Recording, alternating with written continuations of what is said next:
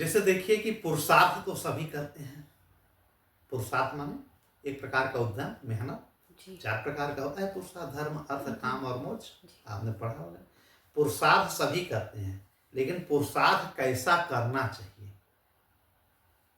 इस पे थोड़ा सा ध्यान दे करके करना चाहिए कि हम अधिक परिश्रम कर रहे हैं, अधिक मेहनत भी कर रहे हैं, और यह मेहनत धर्म से युक्त है, न्याय से युक्त है, तर्क संगत है कि नहीं, थोड़ा इस पे ध्यान देना चाहिए। तो यह जो जीवन मृत्यु के बीच का सफर है ना, बड़ा आसान हो जाता है। यह जीवन है क्या? जी।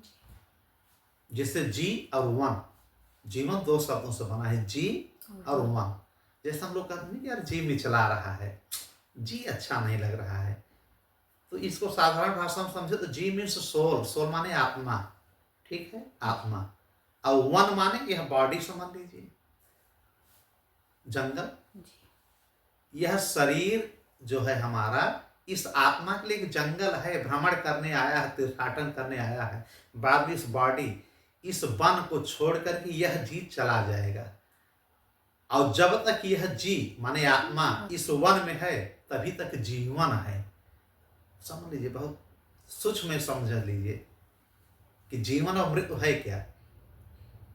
जीवन और मृत्यु क्या है? जीवन यही है कि हमारी आत्मा इस वन रूपी शरीर में प्रवेश कर गई है।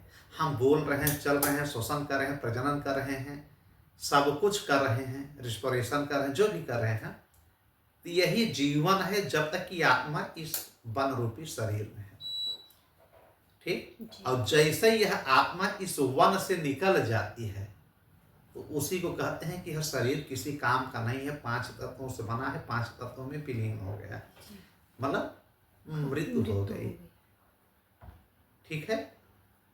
मृत्यु और जन्म 2 पहलू होते हैं। तो पहले जन्म होता है ना, और फिर मृत्यु अंत में होता है। आखिरी हमारा सबसे आखिरी चरण हमारे जीवन का क्या है? मृत्यु है। और हमारे जीवन की सबसे शुरुआत चरण जन्म है, ठीक।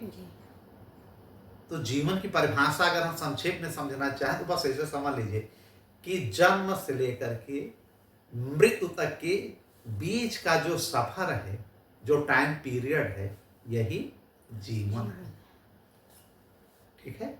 जन्म से लेकर के मृत्यु के बीच का जो समय अवधि है, काल अवधि है, इसी को हम जीवन कहते हैं। यह सुख और दुख दोनों से भरा हुआ है।